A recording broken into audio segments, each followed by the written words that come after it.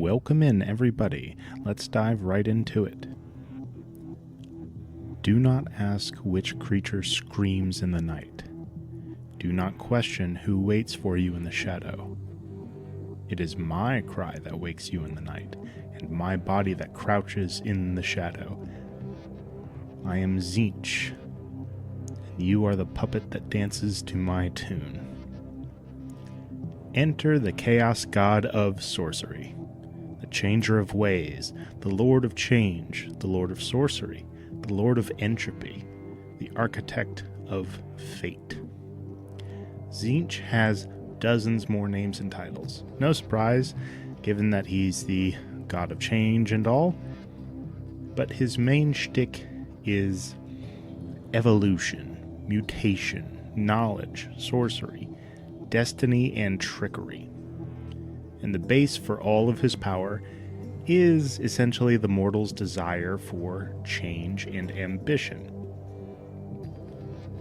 Now, his power mainly manifests in his sorcery, all of which flows through the warp, the byproduct making Tzeentch the master of all psychic energies.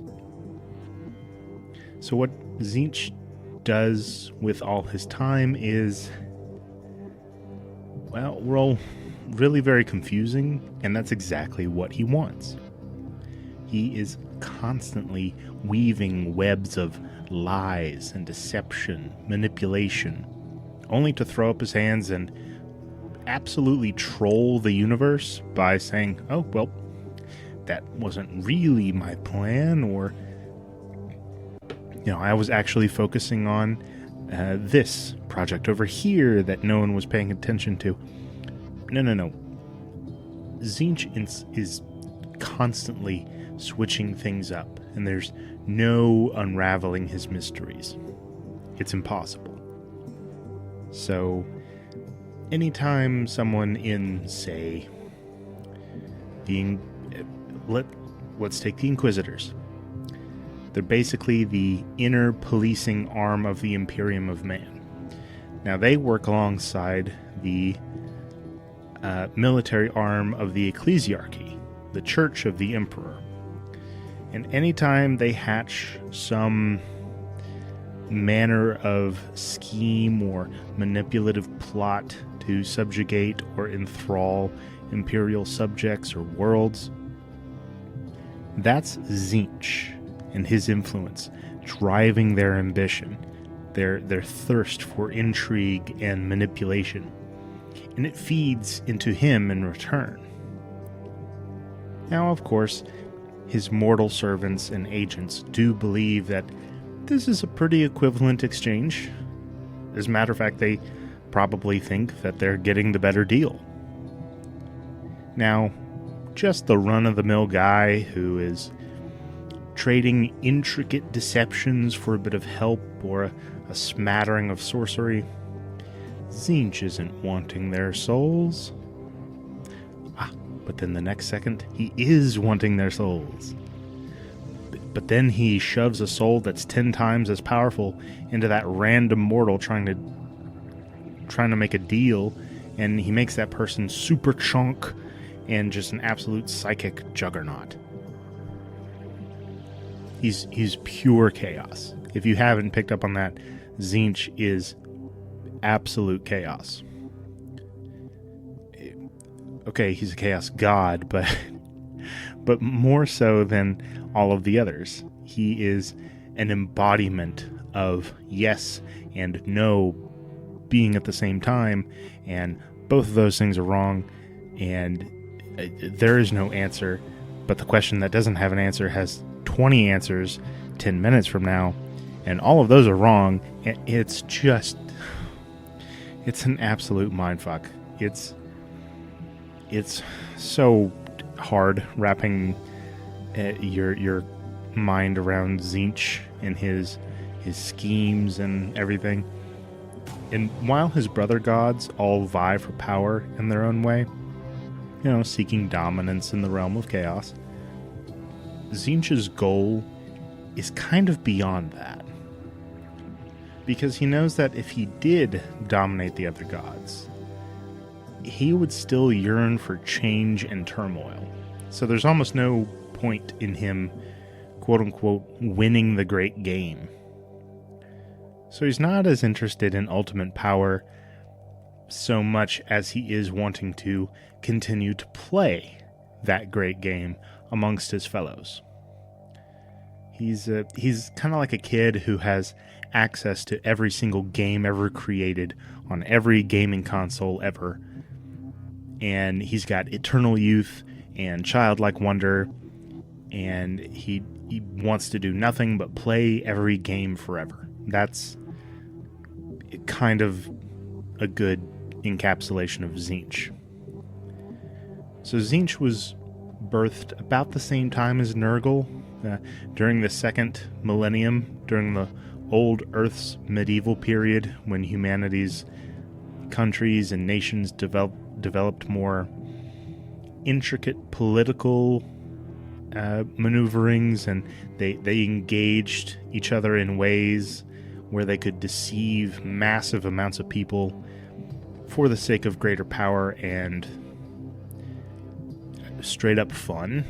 Because, the hierarchies and the royalty and nobility of medieval Europe, they're just having a ball, right? They were just having so much fun. But Tzeentch makes it fun, because there's some magic out there, and if he can whisper some spells to you, he might turn you blue, give you wings and hooves, and but now you got magic. And as the chaos god of bullshitting and dastardly deeds, Tzeentch is also the chaos god that is aware of everyone's own personal plans and plots. And when I say everybody, I mean every mortal, every immortal, every god, not just the chaos gods, but all of the other gods of the Eldari, Gork and Mork, the orc gods, the Silent King, all of them. He knows what they all got planned. So he can lean on any of these plans and plots and schemes, be they mortal or not, and he can either help them come to fruition, or he can have them spin out of control in order to accomplish some other goal, or just create utter chaos and madness. Or he can do that whole butterfly effect thing where he just kind of scoots a chair a little bit to the right, and then that sends the ship in such an off course direction over tens of thousands of years that the end result is something completely different than what it was supposed to be. And Tzeentch does not cater to, nor does he really care, whether his followers are just humans or Xenos. I mean, he only ever cares that things get scrambled and goes all kinds of crazy. And he's willing to wait it out. He's willing to play the long game over thousands to tens of thousands of years.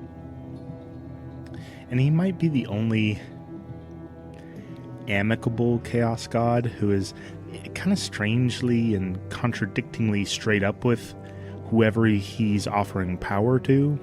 And it's power and knowledge that's coming straight from Tzeentch himself. And in this way, he's able to recruit some really powerful chaos warlords and mortal mages and psychers to his cause.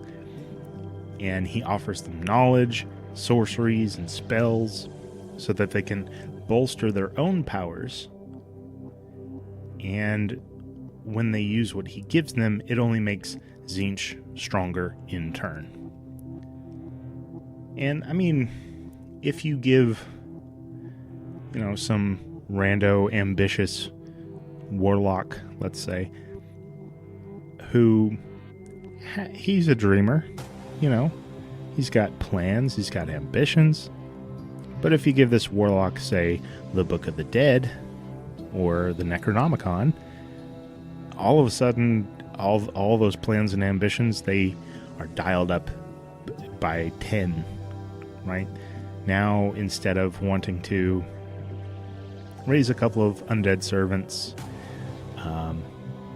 just to help out around the house, fetch the groceries, trim the lawn, now that warlock can raise armies of the undead. He can make himself immortal. He can do the whole deathly what was it, Horcruxes thing, and split his soul into different items to act as like demonic totems. Like that warlock has, I mean, it's the sky's the limit. And that's what Tzeentch does. He boosts people's ambitions by giving them way more power. So, in a general sense, all the Chaos God asks of his followers is that they use these great powers and magics, and that they further their own ambitions and plans. All of that is enough of an ultimate expression of faith and an honorific to their chaotic master of change. That's all he needs to swell his own power.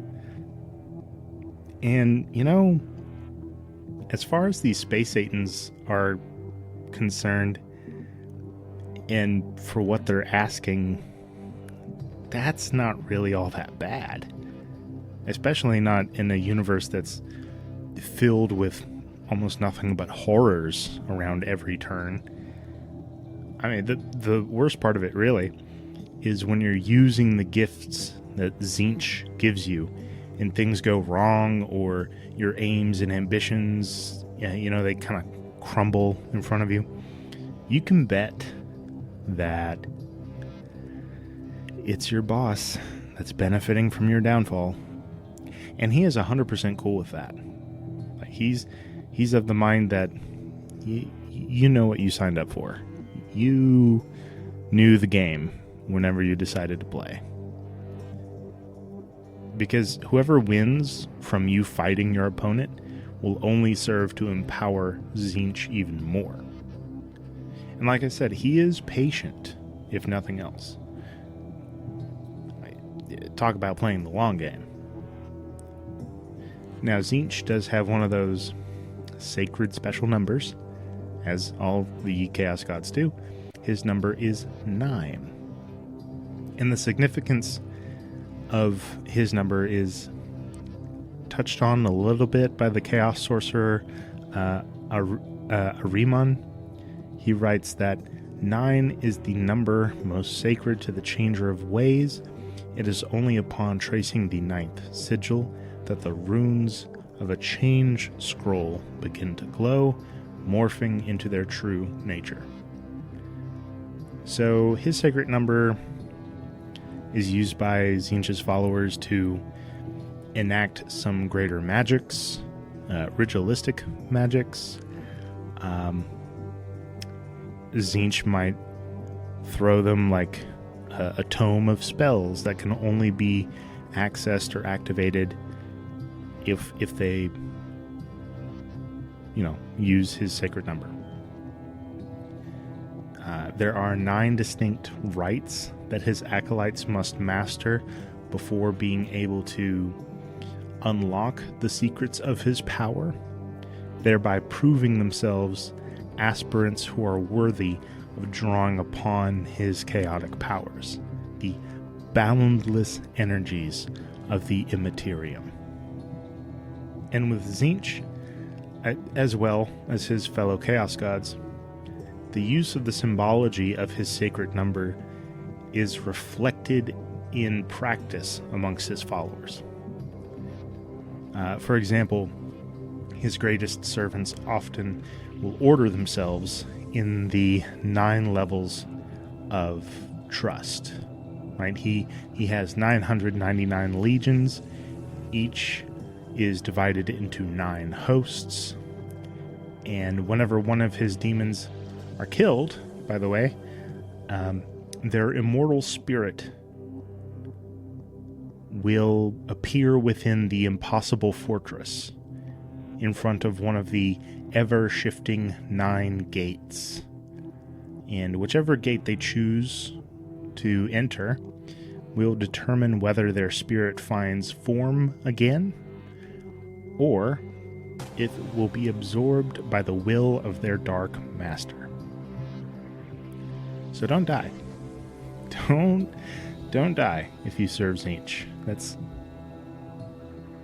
the main goal. You can die if you serve Khorne, Slaanesh, Nurgle. Something equally, well, maybe not equally bad as being absorbed into the Chaos God, but something bad's going to happen to you if you serve one of those other 3. But if you die in service to Tzeentch, your soul might get eaten. Tzeentch definitely has a Lovecraftian appearance to him. He can take on multiple forms, though he generally sticks to his one main form that everybody knows him by. He has this constant swirling smoke of heavy magic and change that's constantly just spinning around him. He's got 4 main, huge, long arms, 2 legs, a head that's got a ton of teeth and mouths and eyes on it. He's also got these like weird tubes, weird fleshy tubes sticking out of him all over the place. It's very strange.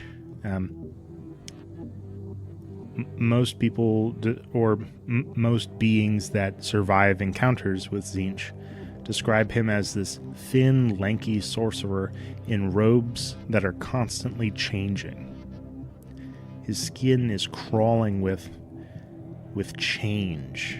He's got mouths and faces and eyes that emerge and then submerge in his ever-rippling skin. And all of this is reflective in his followers as well. Especially his lesser demons that have these... They look like enormous walking mouths on stubby legs. They're filled with teeth and huge jutting tongues and stalky eyes. He also really likes birds for some reason.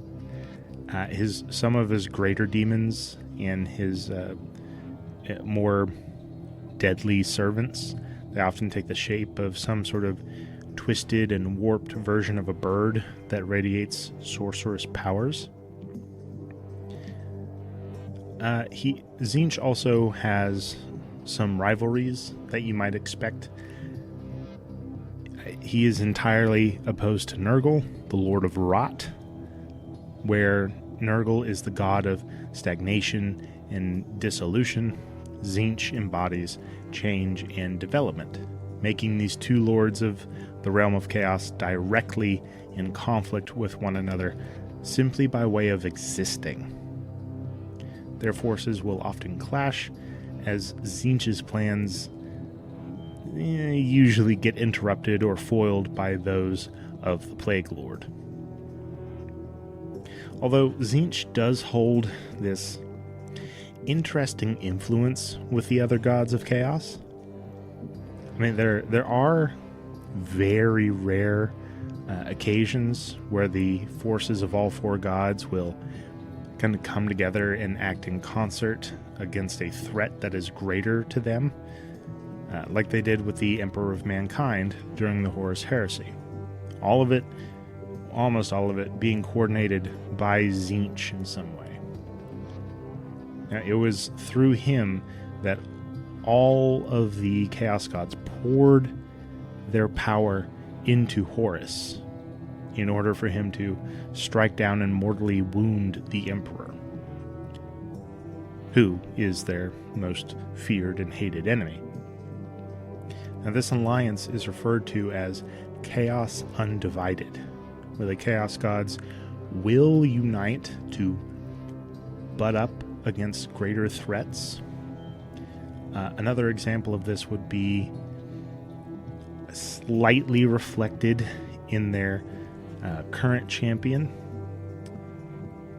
Abaddon the Despoiler, the War Master of Chaos, who is still running around trying to unite these fractured, ruinous powers, or at least their followers, and their respective champions.